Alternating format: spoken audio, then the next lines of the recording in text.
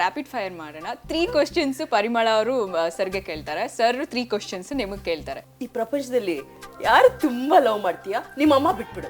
So of course ಎಲ್ಲ ಜನ್ಮ ಕೊಟ್ಟಂಥ ತಾಯಿಗೆ ಪ್ರಥಮ ಆದ್ಯತೆ. ಬಿಟ್ಟರೆ ನನಗೆ ಸೆಕೆಂಡ್ ಆಪ್ಷನ್ ನನ್ನ ಹೆಂಡತಿ. ನನ್ನ ಮೊಮ್ಮಗ ಬಂದ್ಬಿಟ್ರೆ ನಾನು ಬಹುಶಃ ಜಗೇಶ್ವರೇ ನಿಮಗೆ ಅಲ್ಲಿ 1 ಕೋಟಿ ರೂಪಾಯಿ ಸಿಗುತ್ತೆ ಈ ಕೆಲಸ ಮಾಡಿದ್ರೆ, ಅದು ಮಾಡಿದ್ರೆ ಅದೇನೋ ಸಿಕ್ಬಿಡುತ್ತೆ ಅಂತಂದರೆ ದಯವಿಟ್ಟು ತಾವೇ ಇಕ್ಕೊಬಿಡಿ, ಅದನ್ನೆಲ್ಲ ಬಿಟ್ಬಿಡಿ. ನನಗೆ ನಮ್ಮ ಬಾಸ್ ಬಂದಿದ್ದಾರೆ, ಅವ್ರನ್ನ VIP ಅಂತ ಹೆಸರಿಟ್ಟಿದ್ದೀನಿ ನಾನು. ನಮ್ಮ VIP ಅವ್ರು ಬರ್ತಿದ್ದಾರೆ. ಹಾಗಾಗಿ ನಾವು ಯಾವುದೇ ಕಾರಣಕ್ಕೆ ಯಾರಿಗೂ ಸಿಗಲ್ಲ ಅಂತೇಳಿ ಐಸ್ವೇರ್ ನಾನು ಚಡ್ಡಿ ಬನೀನು ಹಾಕ್ಕೊಂಡು ಅವನ ಜೊತೆ ಮಗುವಾಗಿ ಅವನ ಭಾವನೆ ಒಳಗಡೆ ಅವನ ಆಟದೊಳಗಡೆ ಎಲ್ಲದರಲ್ಲೂ ಬೆರೆತು ಅವನು ಹೋದ್ಮೇಲೆ ನಾನು ಸುಮಾರು ಒಂದು 5-6 ಗಂಟೆ ಆಗುತ್ತೆ ನನ್ನ ಮೈಂಡ್ ಕಾಮ್ನೆಸ್ ಆಗುತ್ತೆ.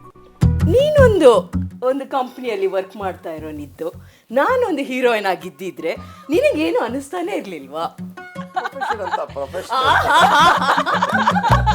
ಆನೆಸ್ಟ್ ಆಗಿ ಹೇಳಪ್ಪ, ಆನೆಸ್ಟ್ ಆಗಿ ಹೇಳು. ಪೊಸೆಸಿವ್ನೆಸ್ ಇದ್ದೇ ಇರುತ್ತೆ ಮನುಷ್ಯರಿಗೆ. ಬಹುಶಃ ಅದಕ್ಕೇನೆ ಹೀರೋಯಿನ್ಸ್ಗಳೆಲ್ಲ ಮದುವೆ ಆದ್ಮೇಲೆ ಸಿನಿಮಾ ಬಿಟ್ಬಿಡ್ತಾರೆ. ನಮ್ಮ ಗುರುದು ಹುಟ್ಟಿದಾಗ ನಿನ್ನ ಮೋಸ್ಟ್ ಸೆಂಟಿಮೆಂಟ್, ನಿನ್ನ most favourite movie? First time delivery ಅಂತ ಅಂದರೆ ಕರ್ಕೊಂಡು ಲೇಬರ್ ರೂಮ್ಗೆ ಹೋಗ್ಬಿಟ್ಟಿದ್ದಾರೆ. ನಾನು ಹೋಗಿ ಬಾಗಿಲಿಗೆಲ್ಲ ಕಿವಿ ಹಿಂಗೆ ಇಟ್ಕೊಂಡು ಏನಾಗ್ತಾಯಿದೆ ಅಂತ ಕೇಳಿಸ್ಕೊತಾನೆ. ಯಾವುದೋ ಒಂದು ಮಗು ಅಂತ ಬಡ್ಕೊತಾ ಇದೆ. ನಾನು ಯಾವುದೋ ಪೀಡೆ ಹಿಂಗೆ ಬಡ್ಕೊತಾ ಇದೆ. ನನ್ನ ಹೆಂಡ್ತಿಗೆ ಏನಾಯಿತು ಅಂತ ನಾನು ಬಾಗಿಲಲ್ಲಿ ಟಮಾರಂತ ಅಮ್ಮ ಬಾಗಿಲು ತೆಗೆದ್ಬಿಟ್ಲು ಲೇಬರ್ ರೂಮಲ್ಲಿ. ಏನಪ್ಪ ಇಲ್ಲೆಲ್ಲ ಬಂದ್ಬಿಟ್ಟಿದೆ ಅಂತ ಅಂದು. ಇಲ್ಲ ಮೇಡಮ್ ಅವರೇ, ಇದು ಹೇಗೆ ಪರಿಮಳ ಅವರು ಅಂತ ಅಂದೆ. ಅಂತ ನಗ್ಬಿಡೋದು, ಬಾಯಿ ಮಣ್ಣಾಕ ನಗ್ತಾವಳು ಇವಳು. ಇವರೇ ಅಲೋ ಪ್ಲೀಸ್ ಅಂತ ಕೇಳಿದೆ. ಅದು ಗಂಡು ಮಗು ಆಯಿತು ರೀ ಅಂತ ಅಂದರು. ನೋಡಿ ಒಂದು ಖುಷಿ ಆಗೋಯ್ತು ನನಗೆ. ಆಮೇಲೆ ಇಮಿಡಿಯೇಟಾಗಿ ಅದೇನೋ ಪೌಡ್ರ್ ಅದೇನೋ ತಗೋಬಾ ಅಂತ ಹೇಳಿದ್ರು. ಕಾಸಿಲ್ಲ, ಮೆಂಟ್ಲು ಥರ ಓಡೋಗ್ಬಿಟ್ಟೆ ಅಂಗಡಿಗೆ. ಅಲ್ಲೋಗ್ಬಿಟ್ಟು ಆಮೇಲೆ ಯೋಚನೆ ಮಾಡ್ತೀನಿ, ಕಾಸಿಲ್ಲ, ಪೌಡ್ರು ಅದೇನೋ ಥರ ಕೇಳ್ಬಿಟ್ಟಿದ್ರು. ಫಸ್ಟು ಟೈಮು ಹಿಂಗೆ ನೋಡಿದೆ ನಾನು ಗುರುಗೆ. ನೋಡಿದ ತಕ್ಷಣ ಇವಳಿಗೆ ಒಂದು ಮಾರ್ಕ್ ಇದೆ ಇಲ್ಲಿ, ಒಂಥರ ಡಿಟ್ಟೋ ಅವ್ರ ಅಮ್ಮನ ಥರ ಕಾಣಿಸ್ತಾ ಅವನು. ನೋಡಿದಾಗ ಭಾಳ ಖುಷಿ ಆಗೋಯ್ತು, ತುಂಬ ಎಮೋಷನ್ ಆಗ್ಬಿಟ್ಟೆ ನಾನು. ಈಗ ಸರ್ ಟರ್ನು. ಸೊ ಮೇಡಮ್ದು 3 ಸೂಪರ್ ಕ್ವಶನ್ಸ್ ಕೇಳಿದ್ರು. ಸೊ ಸರ್ ಹೆಂಗೆ ಮೇಡಮ್ ಕೇಳ್ತಾರೆ ನೋಡೋಣ ಬನ್ನಿ. ಬಂದು ಫಸ್ಟು ಟೈಮು ನಾನು ಅವಳ ಮಾತಾಡಿದಾಗ ಏನು ಪ್ರಶ್ನೆ ಕೇಳಿದೆ ಜ್ಞಾಪಕ ಇದೆ ಕೇಳಿ. ವಾವ್, ನಮ್ಮ ಪ್ಯಾಸೇಜಲ್ಲಿ ಬಂದು ಮಾತಾಡಿದಾಗಲ ಪ್ರಶ್ನೆ ಕೇಳಲಿಲ್ಲ. ನನಗೆ ಫಸ್ಟ್ ಸೆಂಟೆನ್ಸ್ ಇವ್ರು ಹೇಳಿದ್ದೇನೆಂದರೆ, ನನ್ನ ಕನಸು ಫಸ್ಟ್ ಟೈಮ್ ಒಂದು ಹುಡುಗ ಮಾತಾಡಿಸ್ತಾ ಇದ್ದಾರೆ. ಏನು ಮಾತಾಡಿಸ್ಬೋದು, ಬರೀ ಪಿಕ್ಚರ್ ನೋಡಿದ್ದೀವಲ್ವಾ. ನಾನು ಒಂದು ಹುಡುಗಿನ ತುಂಬ ಇಷ್ಟಪಟ್ಟಿದ್ದೆ, ಅವಳು ಕೈ ಕೊಟ್ಟು ಹೋಗ್ಬಿಟ್ಲು. ನೀನು ಹಂಗೆಲ್ಲ ಮಾಡಲ್ಲ ತಾನೇ? This was the first question. ನನಗೆ ಶಾಕ್ ಆಗೋಯ್ತು. ನಮ್ಮ ಮನೆ ಎದುರುಗಡೆ ಒಬ್ಳು ಫ್ರೆಂಡ್ ಇದ್ಲು. ಫ್ರೆಂಡೇ ಆದರೆ ಸಿಕ್ಕಾಪಟ್ಟೆ ಜಲಸ್ ಅವಳು ಎಷ್ಟು ಜಲಸ್ ಅಂದರೆ ಇವಳಿಗೆ ನನ್ನ ಮೇಲೆ ಫಿಟ್ಟಿಂಗ್ ಇಟ್ಬಿಟ್ಟಿಲ್ಲ. ನಾವು ಮದುವೆ ಆಗ್ಬಿಟ್ಟಿದ್ದೀನಿ ಇವಳಿಗೆ, ಮದುವೆ ಆಗಿ ಸಿಕ್ಕಾಕೊಂಡೇ ಆಯ್ತು.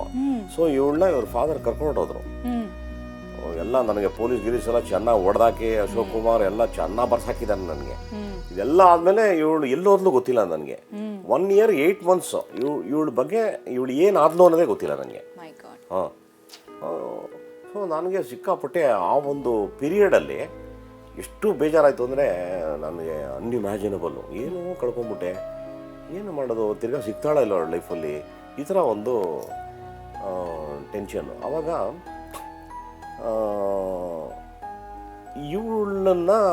ಇವಳು ಬಂದು ನನಗೋಸ್ಕರ ತಿಳ್ಕೊಳೋದಕ್ಕೆ ಒಂದು ಪತ್ತೇದಾರಿ ಕೆಲಸ ಮಾಡೋದು. ಅದೇನು ಜ್ಞಾಪಿಸ್ಕೊಳಕ್ಕೆ. ಮದುವೆ March 22 ಆಯಿತು. 22 ರಾತ್ರಿ ತಂದೆ ತಾಯಿ ಗೊತ್ತಾಯಿತು. ಅವತ್ತು ಊರು ಕರ್ಕೊಂಡು ಹೋದವರು ಇನ್ 1984. ಮತ್ತೆ 1985 ಇವ್ರು ಸಿಕ್ಕಿದ್ರು. ಇನ್ ಬಿಟ್ವೀನ್ ಎಲ್ಲೋ ಒಂದು ಫ್ರೆಂಡಿಂದ ಒಂದು ಸೋರ್ಸ್ ಬಂತು, ನನ್ನ ಬೆಸ್ಟ್ ಫ್ರೆಂಡ್ ಬಂದು ಚೆನ್ನೈಯಲ್ಲಿದ್ದಾಳೆ ಅಂತ, ಹಾಸ್ಟೆಲಲ್ಲಿದ್ದಾಳೆ ಅಂತ. ತಂದೆ ಗೊತ್ತಿಲ್ದಂಗೆ ಸರ್ಕಸ್ ಮಾಡಿ ಅದು ಯಾವುದೋ ಒಂದು ಇದಕ್ಕೆ ಹೋಗ್ತಾ ಇದ್ದೀನಿ ಅಂತ ನಾನು ಇನ್ನೊಂದು ಫ್ರೆಂಡು ಹೋಗಿ ಅವಳನ್ನ ಮೀಟ್ ಮಾಡಿ, how is Ishwar, is completely change ya, he doesn't even think of you ಅನ್ನು. ಹಾರ್ಟ್ ಹೊಡೆದೋಯ್ತು. 1.5 ವರ್ಷ ಆಗಿದೆ, ಏನಾಗಿದೆ ಅಂತ ಗೊತ್ತಿಲ್ಲ. ವಾಪಸ್ ಬ್ಯಾಂಗ್ಳೂರ್ಗೆ ಬಂದೆ ನಮ್ಮ ತಮ್ಮನ ಬರ್ತ್ಡೇಗೆ. ನೋಡಿದ್ರೆ ಇವ್ರು ಎಷ್ಟು ಮುನ್ಸೂಚನೆ ಇತ್ತು ಇವರಲ್ಲಿ ಅಂದರೆ, ಒಂದು ಇಡೀ ಪತ್ರ, ಅದು ಸುಮಾರು ಒಂದು 7-8 ಪೇಜಸ್, ಜೀವನದಲ್ಲಿ ಏನು 1.5 ವರ್ಷದಿಂದ ಆಗಿತ್ತು ಅದನ್ನೆಲ್ಲ ಬರೆದು ಅವರು ಸೇಫಲ್ಲಿ ಇಟ್ಕೊಂಡಿದ್ರು. ಯಾವತ್ತಾದ್ರೂ ಜೀವನದಲ್ಲಿ ಪರಿ ಸಿಕ್ಕಿದ್ರೆ ಅವಳು ಕೊಡಬೇಕು ಅಂತ. ಹಂಗಾಗಿ ಅದು ಅಂತ ಒಂದು ಬಾಂಬ್ ಹಾಕಿದ್ರು. ಇವರು ಯೋಚನೆ ಮಾಡಿ ಬರ್ದಿಟ್ಟಿರೋದಕ್ಕೆ ಇವತ್ತು ವಿ ಆರ್ ಹಿಯರ್. ಓಡ್ ಬಂದು ಕೋಮಲಕ್ಕೆ ಕರೆದೆ. ಚಿಕ್ಕವನಾಗ ಕೋಮಲು ಊಟ, ಅಯ್ಯ ಈ ಲೆಟ್ರನ್ನ ತೊಗೊಂಡು ಹೆಂಗಾದ್ರೂ ಮಾಡಿ ಪರಿಮಳ ತಲುಪಿಸ್ಬೇಕಲ್ಲ ನೋಡ ಇಷ್ಟು ಚಿಕ್ಕವ್ರು ಇಷ್ಟೇ ಓದ್ತಾ ಇದ್ದವರು. ಅವ್ರು ನೋಡಕ್ಕೆ ನಾನು ಚಿಕ್ಕ ವರ್ಷ ಅಂತಾರ ಇರೋನು. ರಪ್ಪ ಅಂತ ಹೋಗಿ ಇವ್ರ ಮನೆ ಮುಂದೆ ಕೂತ್ಕೊಂಡು ಏನೋ ಸಾಕತ್ರ ಅದಾಕತ್ರ ಡೌ ಮಾಡ್ಕೊಂಡು ಬಂದ್ರೆ ಟಂಕ್ ಅಂತ ಎಸ್ಬಿಟ್ಟಾನೆ. ಇವ್ರು ರಪ್ಪ ಅಂತ ಕ್ಯಾಶ್ ಹಾಕೊಂಡು ಓದ್ಲು ಲೆಟ್ರ್, ಹೋಗಿ ತಾಕ್ಸಲ್ ಕೂತ್ಕೊಂಡು ಓದ್ಲು. ಏನ್ ಅನ್ಕೋಬೇಕು, ನಾನು ಮರ್ತ್ ಬಿಡು ಆಗಿದಾಗೋಯ್ತು, something is written like that. ಯಾಕಂದ್ರೆ ನನ್ನ ಫ್ರೆಂಡ್ ಹಂಗೆ ಹೇಳಿದ್ಲಲ್ಲ, ನೋಡಿದ್ರೆ ಓಪನ್ ಮಾಡಕ್ ಸುಗುಣ 10 ನಿಮಿಷ ಕೂತಿದ್ದೀನಿ, ಹೆಂಗ್ ಓಪನ್ ಮಾಡೋದಂತ ಚೂರು ಓಪನ್ ಮಾಡೋದು ನೋಡಿದ್ರೆ ಡಾರ್ಲಿಂಗ್ ಪಾರು ಅಂತ ಆಯ್ತು. ಓಕೆ, ಚೇಂಜ್ ಆಗಿಲ್ಲ ಮನುಷ್ಯ ಅಂದ್ಬಿಟ್ಟು. 32 ವರ್ಷಗಳ ಹಿಂದಿನ ಲವ್ ಸ್ಟೋರಿನ ಕೇಳ್ತಾ ಇದ್ರಿ ಇಷ್ಟೊತ್ತು, ಸೂಪರ್ ಅಲ್ವಾ? ಹಾಗೆ ಲವ್ ಲೆಟರ್ಸ್ನ 32 ವರ್ಷಗಳ ಹಿಂದಿನ ಲವ್ ಲೆಟರ್ಸ್ನ ಹಾಗೆ ಜೋಪಾನವಾಗಿಟ್ಟಿದ್ದಾರೆ ಜಗ್ಗೇಶ್ ಸರ್ ಅಂಡ್ ಪರಿಮಳ ಮೇಡಮ್. ಇವತ್ತು ವ್ಯಾಲೆಂಟೈನ್ಸ್ ಡೇಗೆ ಅದೇ ಝೂಮ್ ಎಲ್ಲ ಹಾಕಂಗಿಲ್ಲ, ಅದ್ರಲ್ಲಿ ಏನೇನೋ ಬರ್ತಿದ್ದೀನಿ. ಬಟ್ ಇದನ್ನ ನೋಡುವಾಗ ನಾನು ಎಷ್ಟು ಅನ್ಕೋತೀನಿ ಸುಗುಣ, ಅವತ್ತು ಯಾಕೆ ಈ ಪೊಸೆಸಿವ್ನೆಸ್, ಈ ಲವ್ ಅಂದ್ರೆ ಎಷ್ಟು ಸರಿ ಇವ್ರ ಹೆಸರು ಈಶ್ವರ್ ಅಲ್ವಾ, ಲೆಟರ್ಸ್ ಫುಲ್ ಮೈ ಗಾಡ್ ಮೈ ಗಾಡ್ ಮೈ ಗಾಡ್ ಅಂತ, ಆ ಮಟ್ಟಕ್ಕೆ ಒಂದು version. I think that doesn't go.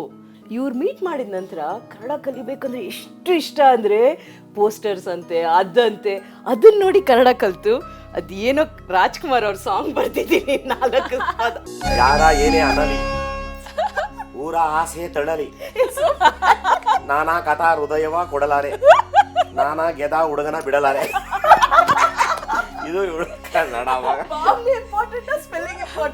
ಪಾಪ ಅಷ್ಟು ಕಷ್ಟಪಟ್ಟು ಅವ್ರು ಇಷ್ಟಪಟ್ಟು ಕಲ್ತು ಬರ್ದಿದ್ದಾರೆ. ಯಾರು ಏನೇ ಅನ್ನಲಿ, ಊರೇ ಆಚೆ ತಳ್ಳಲಿ, ನಾನು ಗೆದ್ದ ಹೃದಯವ ಕೊಡಲಾರೆ, ನಾನು ಗೆದ್ದ ಹುಡುಗನ ಬಿಡಲಾರೆ ಅಂತ ಬರೀಬೇಕು. ಎಷ್ಟು ಚೆನ್ನಾಗಿ ಬರ್ದವಳೆ ಇವಳಂದ್ರೆ, ಯಾರ ಏನೇ ಅನ್ನಲೆ, ಊರ ಆಸೆ ತಳ್ಳಲಿ, ನಾನಾ ಕದ ಹೃದಯವ ಕೊಡಲಾರೆ, ನಾನಾ ಗೆದ ಹುಡುಗನ ಬಿಡಲಾರೆ.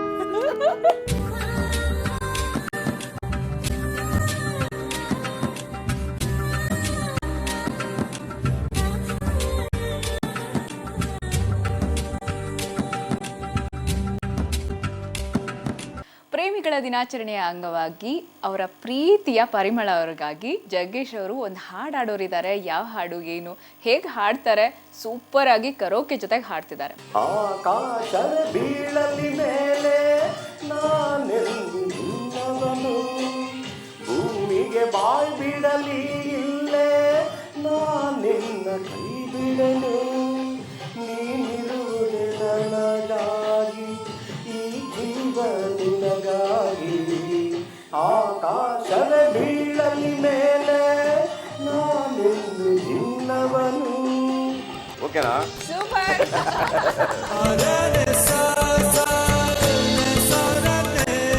ಹಿಂಗಿಟ್ಬಿಟ್ಟು